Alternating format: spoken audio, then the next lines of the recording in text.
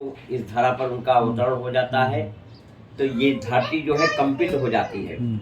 क्यों? क्योंकि ये धर्म की माता है।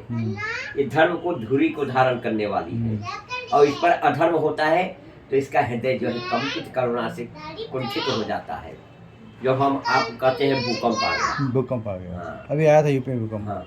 कहाँ? यूपी में किधर? कहीं पर आया था, यूपी और यहाँ पर आया था नेपाल में। अच्छा। बहुत बहुत भारी भूकंप अच्छा, आया था। गोरखपुर हाँ। तो ये धर्म की माता है धरणी धरित्री। राजा परीक्षित की बाल्यावस्था में ही उन पर पूरे राज्य का कार्यभार आन पड़ा। उनके दादा बाबा ने उनको राजनीतिक जो शिक्षा दीक्षा होता है सब सिखाया बताया और राज उनको सौंप करके और सिंहासन पर आसीन करके सब स्वर्गारोहण कर गए। तो कुछ समय जब बीता तो राजा परीक्षित के मन में यह विचार आया कि राजा का यह परम कर्तव्य होता है कि वह अपने प्रजा के बीच जाकर के उसका हाल जाने कि हमारे प्रजा पर क्या बीत रहा है। इस भाव को रख करके राजा परीक्षित घोड़े पर सवार होकर के तलवार लटकाए स्वर्णिम मुकुट धारण किए निकल दिए और जाते जाते कुछ दूर गए। तो जाते जाते कुछ जब दूर गए तो एक बड़ा आश्चर्य बड़ा विचित्र दृश्य देख रहा है। क्या देख रहा है कि एक कोई दुष्ट गाय और बछड़े को मारता हुआ पादप प्रहार करता हुआ लेके जा रहा है। राजा परीक्षित मन में विचार करने लगे कि देखिए जिन गौओं की रक्षा के लिए गोलोक धाम से गोपाल के रूप में गोचारण किए भगवान, आज उनके जाते ही गौओं पर इतना बुराचार अत्याचार हो रहा है।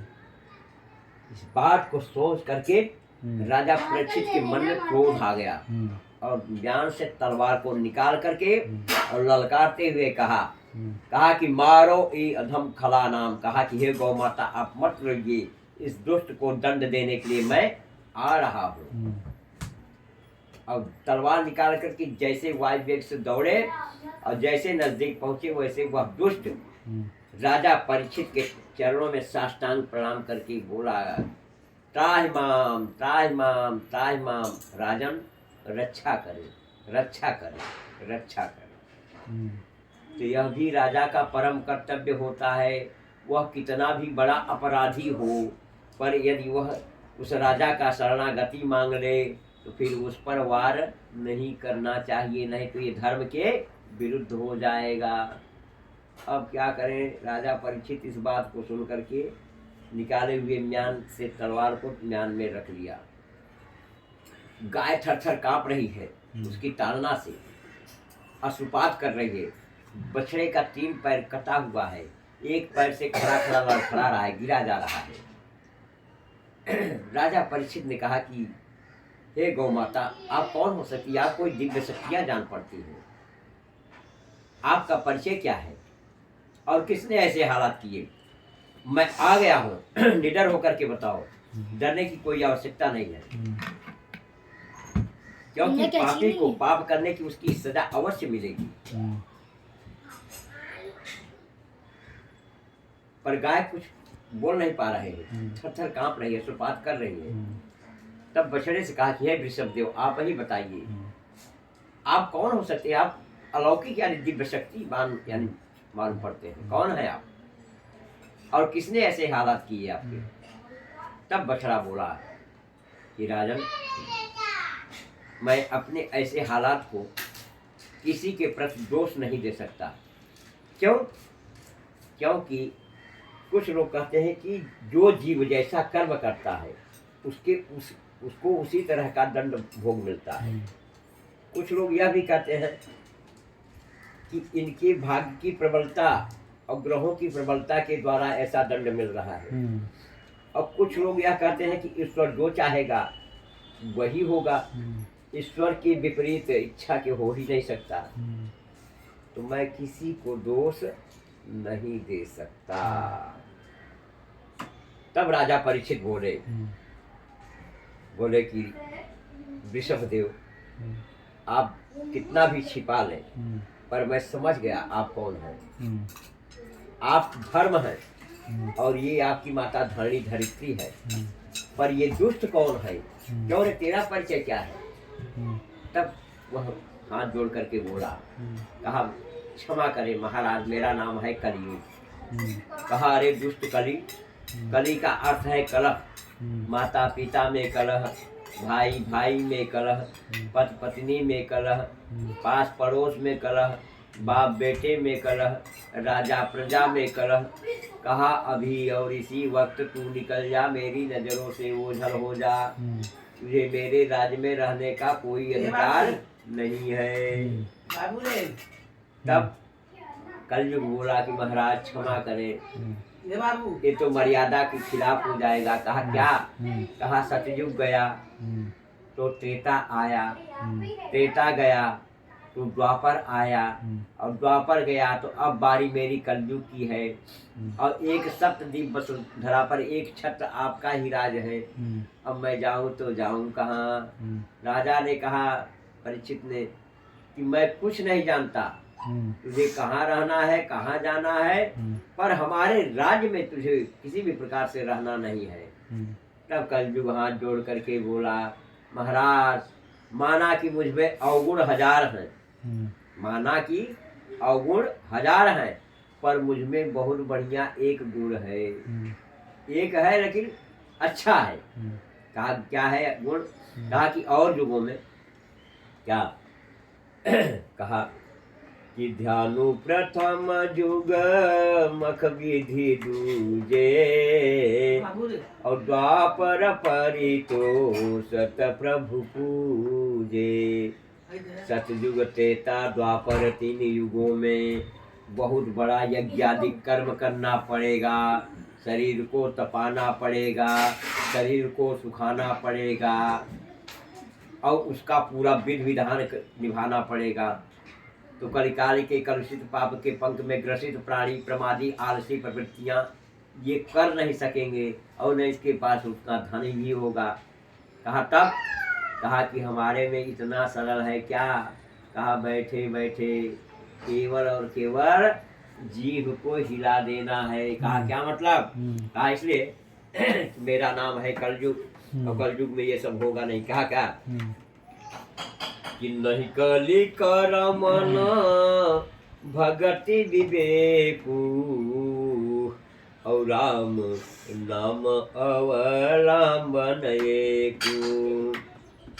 क्यों? क्योंकि कल युग जोगन जन ज्ञाना, एक आधार राम गुण गाना। कलिकाल में न योग है, न यज्ञ है, न किसी प्रकार का ज्ञान है, तो है क्या? कहा कि एक आधार, एक ही आधार है इस जीव का, राम जी के गुणों का केवल गान करे। तो कहा तब क्या होगा? कहा कि पहले तो वैसे करे। कहा कैसे? जो सारा आशा दिख रहा है उन आशों का परित्याग करे। कहा क्या? कि सब भरोसा तजी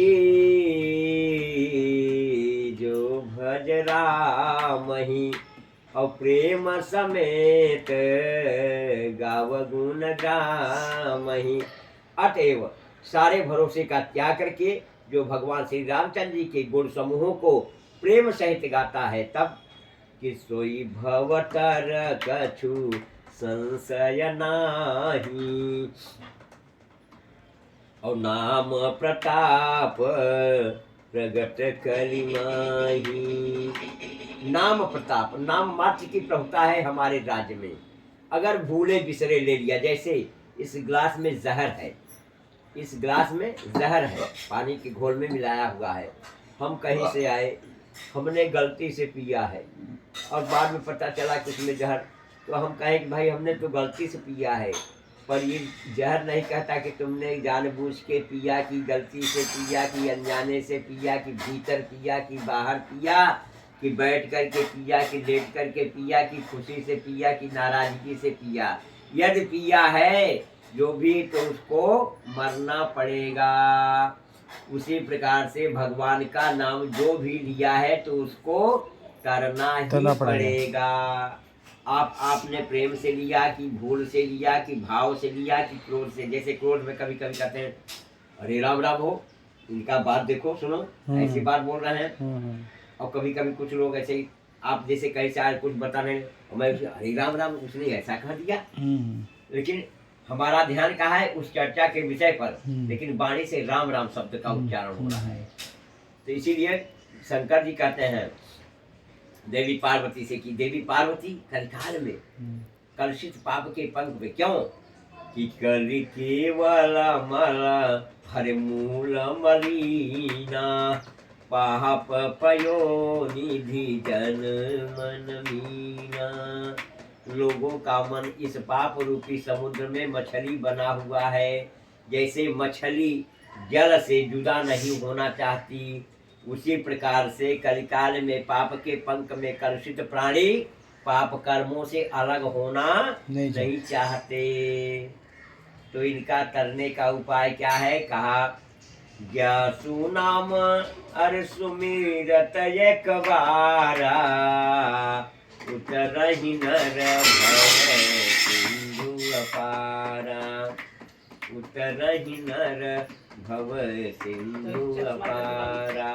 जासु नाम सुमिरत एक बारा, जिसका नाम एक बार भी अगर स्मरण में कर लिया तो वह इस भव रूपी संसार सागर से प्राणी पार हो जाएगा। इसमें किसी भी प्रकार का संदेह नहीं है। भगवान शिव जी कहते हैं कि इतने समझाने के बावजूद कि ये तेहु पर करी है ये आशंका मोहिते अधिक जड़मति रंका। हाँ, लेकिन कहा करते हैं, कहा कौन? कहते सठ हठ बस संशय करही निज अज्ञान राम पर धरही। वे मूर्ख हठी स्वभाव होने के नाते अंदर से धूर्तबाज अपनी करनी का पश्चाताप न करके भगवान पर दोषारोपण करते हैं, भगवान पर उंगली उठाते हैं। अरे भगवान हमारे साथ अन्याय कर रहा है। जैसे गलती हमारी है और समाज में दिखाने के लिए बच्चे को मैं अरे इसने ऐसे कर दिया वैसे कर दिया, बच्चे को मैं ठोकने लगा, डांटने लगा। अब जबकि गलती हमारी स्वतः की है, लेकिन समाज वाले ताकि पता न पाए वो समझे कि इनका बच्चा ही ऐसा उदंड काम किया है। हाँ, तो ये संसारियों की हालत है, ये पाखंडियों की हालत है। ऐसा रूप रेखा तैयार करते हैं।